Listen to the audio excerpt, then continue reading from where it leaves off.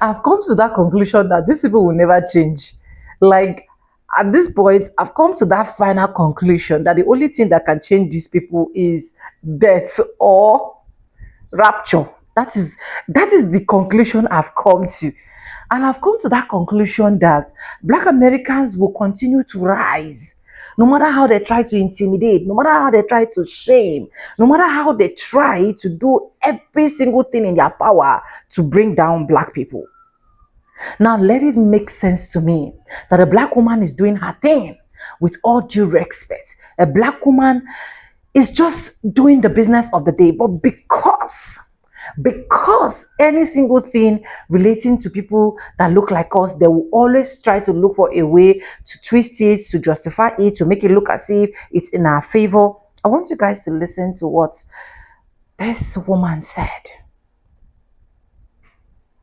What is a woman that is supposed to be someone's mother, probably preparing meal or cleaning the house or looking for something for her children to eat, took her time, wipe off her camera, set out ring lights, and she has concluded that I know that Black people are going to come for me, but I don't care. Let me say this once and for all.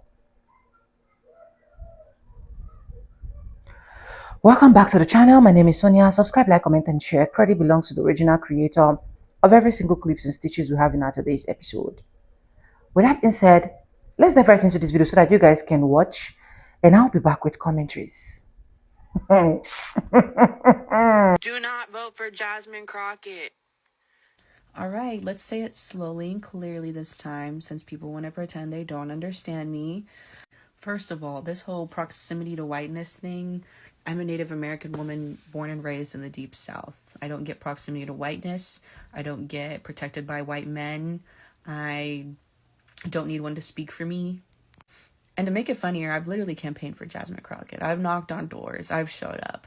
I've protested for her. So this idea that I'm against her is so delusional. What I am doing is paying attention to Texas political math.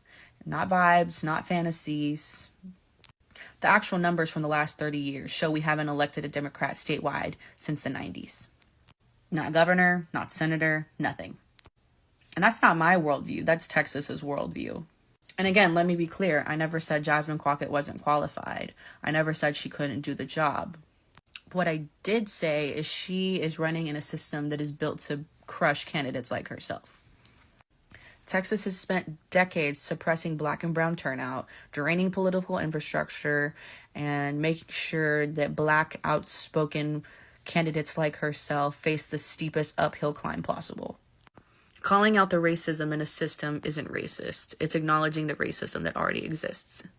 And since people want to bring up history, let's talk facts. There has never been a Black female governor in U.S. history. Not one. And only 2 Black women have ever been directly elected to the U.S. Senate. And it's not a talent issue. It's not a skill issue. It's not any of that. It's a systemic structural barrier that we have to address honestly.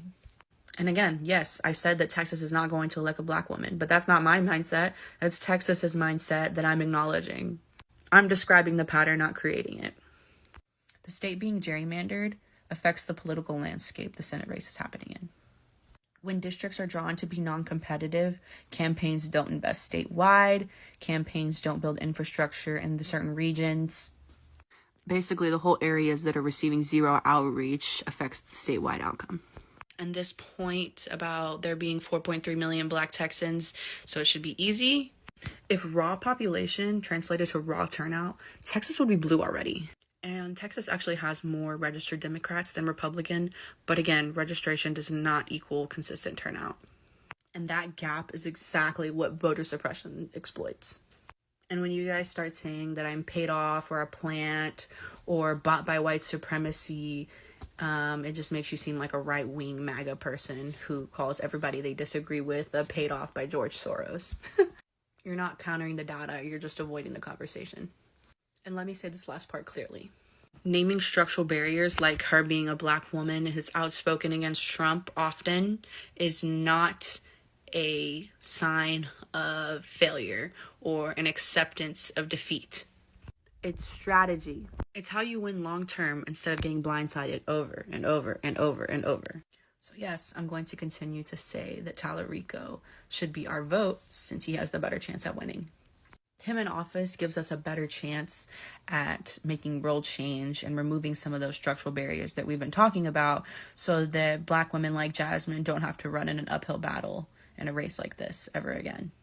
That's the whole point here, so you can build conditions where someone like Jasmine can win statewide. And by the way, I voted for Kamala for anybody saying I didn't learn my lesson from last time or all of this mess. I voted for Kamala, honey. I am just realistic, and realism is how you win a state like Texas. You can't beat a rigged system by being fair or pretending it's fair. You try to understand how the system works, and then you out-strategize it. I'm going to vote for the Democratic nominee no matter who it is once we get past the primaries. But as of now, I'm discussing the primaries. Don't vote for Jasmine. Vote for James Tallarico. So here we go again. Christina, is this you again?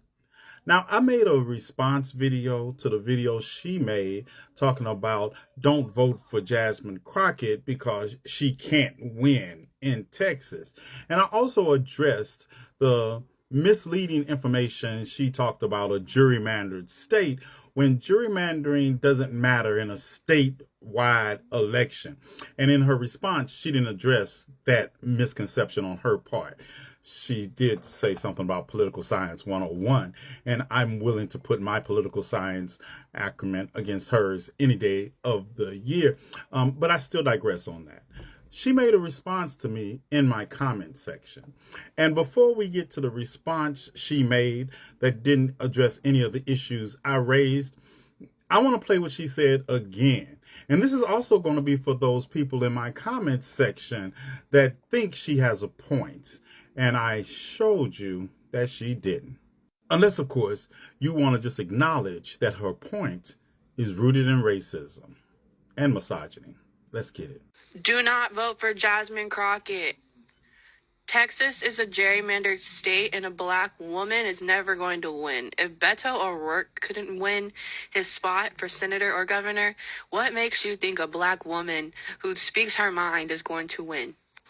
Vote for James Tallarico.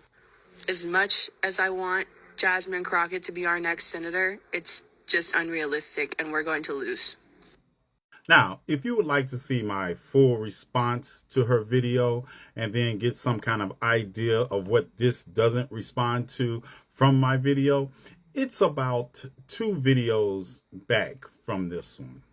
And before I get to her pseudo response, I would like to first give big ups to Black people who never accepted this mentality when it came to our freedom in a country that had us enslaved for 200 plus years, that we didn't accept the fact that we would just always be enslaved because we had been enslaved until that time. And big ups to the indigenous population that also hid us and helped us in that liberation. And you'll understand why I said that in a moment. And also, I'm glad the first Black woman to serve in the United States Congress, Shirley Chisholm, didn't accept that kind of mentality for those who said she would never be a congressman. And also big ups to the first Black woman senator in this country who heard the same kind of mentality when she was running for office, Carol Moseley Braun. Now, back to her response. She starts off, phew. That was a lot of words to completely skip the point I've been making from the start. If you thought my commentary skipped the point you were making, then you didn't even know the point you were making. Moving right along. First, let's kill this proximity to whiteness nonsense immediately. I am a Native American woman from the Deep South.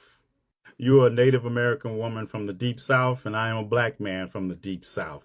And if you think proximity to whiteness had to do with just the shade of your skin and not your mentality, then you're more lost in the sauce than I thought you were.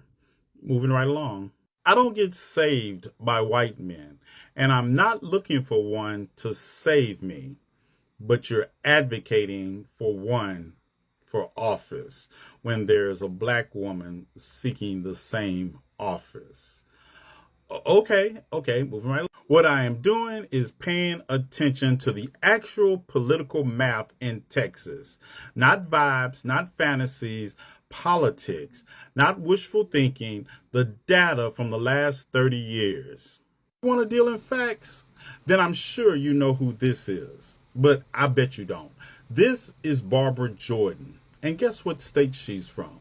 Texas. She was also the first black woman to serve in the Texas Senate, and she went on to become the first black woman from a southern state to serve in the United States Congress. She did it.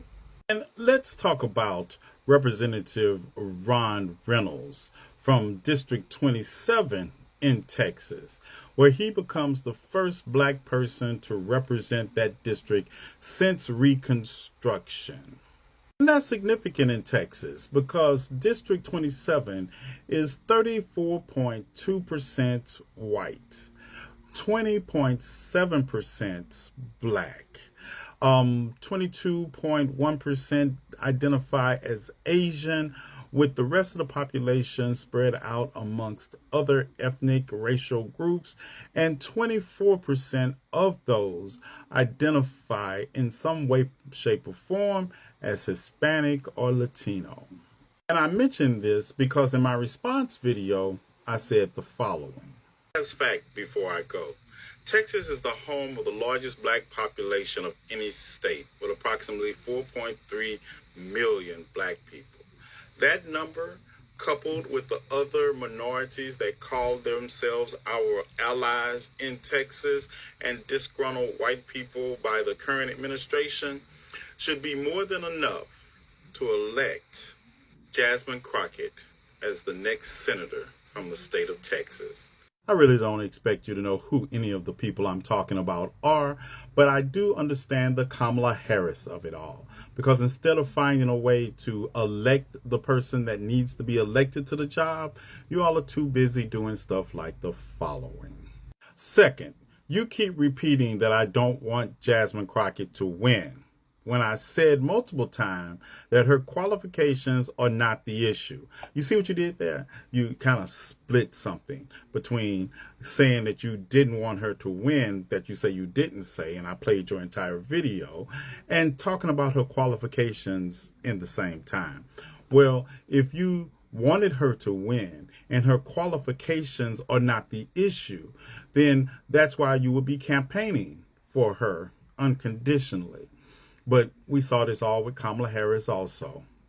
The issue is the terrain she's running on. Texas hasn't elected a Democrat statewide since the 90s. Not a senator, not a governor, nor anything. Really? Not anything? Did Texas Supreme Court Justice Wallace B. Jefferson get that message in 2002 when he defeated his opponent for the Texas Supreme Court by getting 56% of the statewide vote? Did he get that message? But politics 101. I digress. Moving right along. The system is built to suppress black and brown turnout. Naming that isn't anti-black. It's literally acknowledging the racism the system is built on. Oh, Captain Obvious. I'm from Mississippi. Unlike Texas, we haven't elected anyone of black or brown complexion to statewide offices since Reconstruction. Who said that that was anti-black talking about it? I said Texas isn't going to elect a black woman because that's Texas' mindset, not mine. I am describing the structural barriers, not inventing it. Calling out racism is not participating in it. We're just going to speed past that and keep going. Now, on to the gerrymandering point. You keep repeating it doesn't affect statewide races, which tells me you're not actually familiar with how long-term voter suppression works. This is the part where I would usually refer to Bella, my female dog, but I digress. I am 58 years old, and I came of age in Mississippi. You want to talk about voter suppression? And in the face of voter suppression, I still engaged in the following activities. This is what activism looks like. We're out here with, I found another Fairley, Mr. Fairley.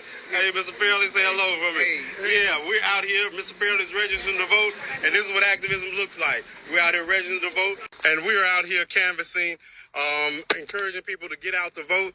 Right now, we are presently at North Gulfport at the North Parks Estate. We're out here canvassing, getting people to vote. I can actually do videos like that all day from my camera roll.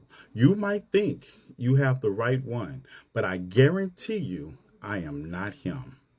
Now, you might have your master's right plan, but you definitely ran into the wrong man. As far as all this other BS you're talking about and your political science 101, I will put my political science from Jackson State and my experiences up against yours any day of the week.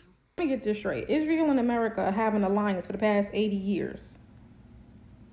Jasmine Crockett and Kamala Harris are supposedly unqualified for the positions that they held and for the positions that they're going for, yet should be held fully accountable for the issues that predate their tenure into politics. Because the only time that white Americans and POCs can get on the same page is when they're trying to blame black people for the policies that were created, implemented, and enforced by white Americans. That is very interesting. Help me understand that concept. I will tell you this, I promise you, your anti-blackness and your misogyny is going to be the death of this country. So while you sitting here fighting to be considered American so much, because you're so American, this shit is going up in flames. And when the flames is done and the smoke has went away, I promise you, the only people that's going to be standing is black women and black men. I promise you that. And it's not because we're some meta superhumans. It's not because we actually experienced the harm back in the 40s, 50s, and further down. It's because we are the only ones that actually have the common sense that God sprinkled in all of our fucking heads. That's just the true fact. It was all good a month ago when Jasmine Crockett was the low man soldier fighting the good fight, going up against Marjorie, fighting against Trump, experiencing vicious verbal racist attacks and threats. It was all cool then. She was doing her job, but the moment, much like Kamala tried to take a step up into a position of more authority and get more power, whoa now, Nelly. Oh, now, girl, you're doing too much now. That's not where you belong. Step your ass back down, because that's what this is about. I promise you, you little progressives or self-proclaimed leftists, especially the ones in that fucking pro-Palestinian group, because that's really what this everybody's talking about, y'all are nothing but an insufferable group of people. You're an insufferable group of people. You have no politic outside of complaining and looking for perfection. That's all you do, I promise you. So busy and thirsty to be seen later down the line in history as being on the right side when you're actually going to be seen as the nuisance and being the problem. Because critiquing this politician or any politician is not the problem. It's the disproportionate obsession that you have with black candidates, specifically black women candidates, that you will willfully ignore the harm that's being done by YT men. That selective outrage, that pattern of it is the fucking problem. That's what the shit we calling out. That's what we're calling out is anti-black and misogyny law. Nothing else. Because it's free Palestine until it's backwards. But while it's free Palestine, you sitting in America watching 1 million and some people, and the numbers are still counting, lose their ability to work and make a way for them lives. You're watching black women specifically unalive quickly due to medical racism and or laws that is banning them from receiving a certain amount of care. Finding them in their bedrooms, unalive. Finding them in what, parking lots or something like that, unalive. Their bodies are being used as experiments in hospitals under the guise of law. They're birthing children on highways and in wheelchairs. Black men are coming up missing and lynched, and it's being labeled as self-inflicted. But you're still yelling free Palestine. Black communities are being militarized and policed rapidly, but you're still yelling free Palestine. Hundreds of thousands of people, including the children, almost lost their ability to feed themselves just about a month ago. Hundreds of thousands is probably going to lose an ability to have proper health care insurance in the near coming future next year. The FDA regulations is fucking up the food. Eradicated viruses is coming back and getting ready to unalive a bunch of children, but you're still yelling free Palestine. which was once seen as the most reliable form of transportation, taking a plane, is now making everybody skeptical because of all of the danger and the lack of agents and stuff that exist in the air, but you're still yelling free Palestine. Even the immigrants are being kidnapped off the streets, being given ultimatums to either get life-saving health care and or self-deport themselves, unaliving in detention centers, but you're still yelling free Palestine.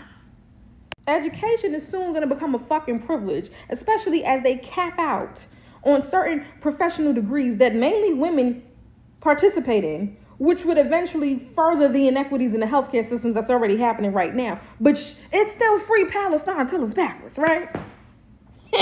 Yeah, okay. You have every right to be able to call out the discriminatory behaviors or just the trauma and the harm that's happening in Gaza without literally relinquishing your ability to even advocate for them by letting the stupid shit happen over here. You don't even have the trust of the freedom of the press anymore because the press has been compromised by them, which will soon affect your freedom of speech. But you're still yelling free Palestine. Good luck. I don't know how long you're going to be able to get away doing that.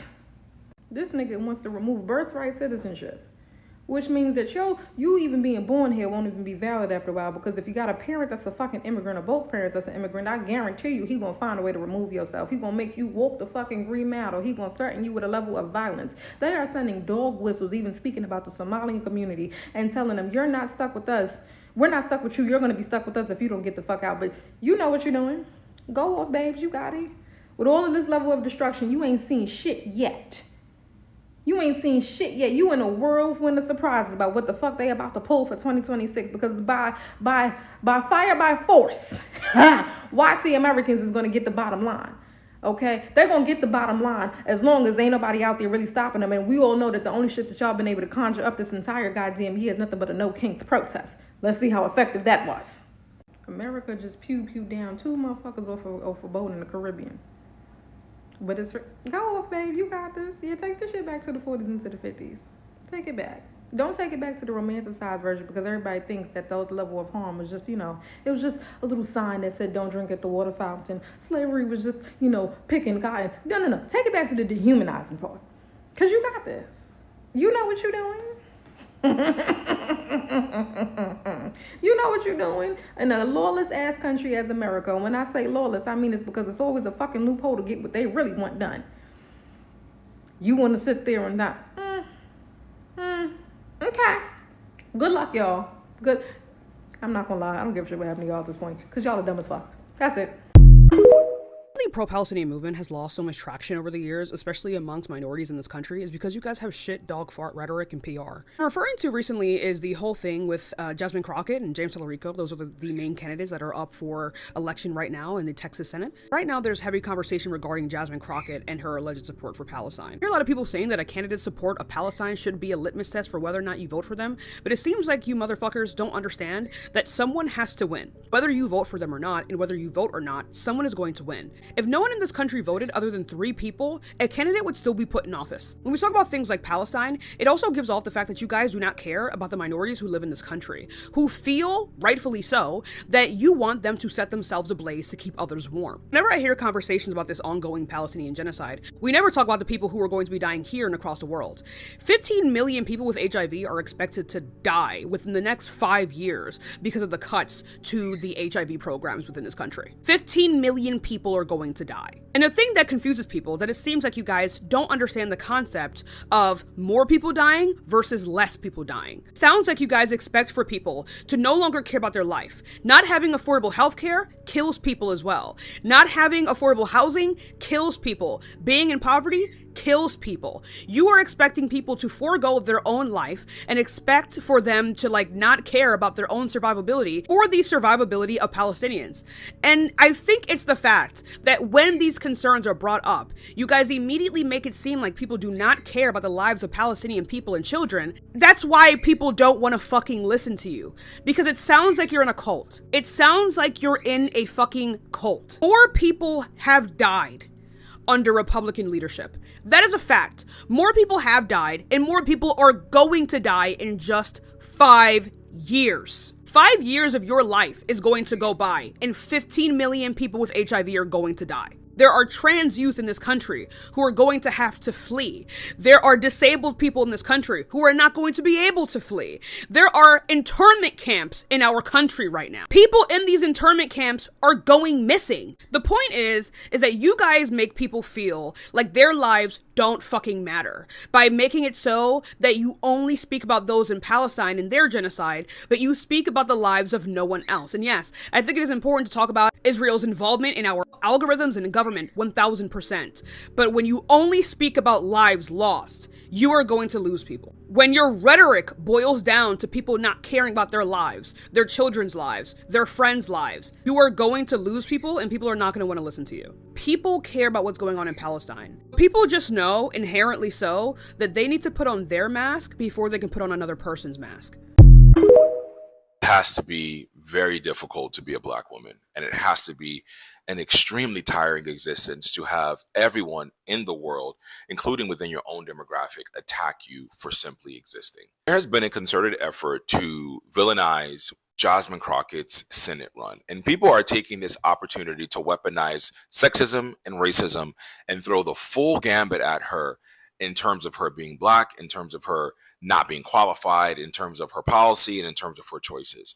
Jasmine Crockett is one of the most qualified people to be a representative for the people in this nation. So seeing things like this graphic and saying she's DEI, when not only is she more qualified, she's more educated than the totality of Donald Trump's cabinet. This is why Democrats lose and why we are continue to lose, and why I always big up people like Gavin Newsom, because even if you don't like everything about Gavin Newsom, he's a fighter. And in this current precipice of this version of this country, Republicans do so well because they stand behind the person, the message, and the agenda 10 toes down.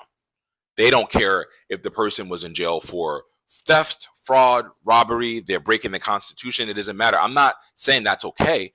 But when we have people making this smear campaign against Jasmine Crockett for voting on something that benefited Israel, I'll get back to that. It is literally proving the point that we're so disjointed as a party.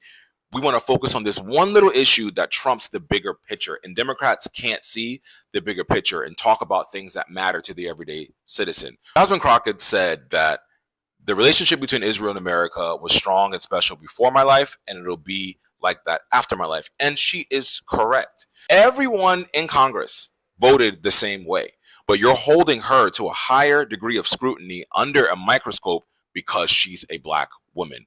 The man she's running against voted for the same thing, but I don't see anything pieces about him.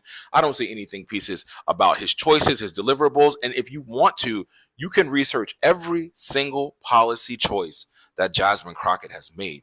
And she's someone that fights for Texans, fights for people that look like her, fights for all people, fights for women, fights for healthcare. But you are smearing her because of this one vote that she made for Israel. Do I support Israel? Absolutely not.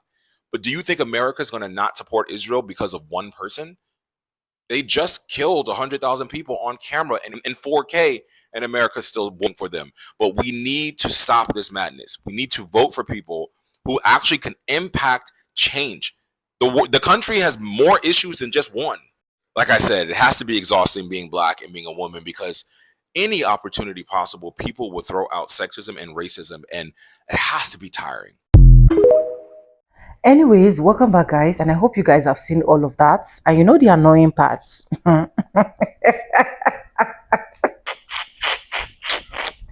The annoying part is she making it look as if she's doing us a favor. She went ahead to explain in details, telling Black people that she is literally helping them for saying, do not vote for Jasmine.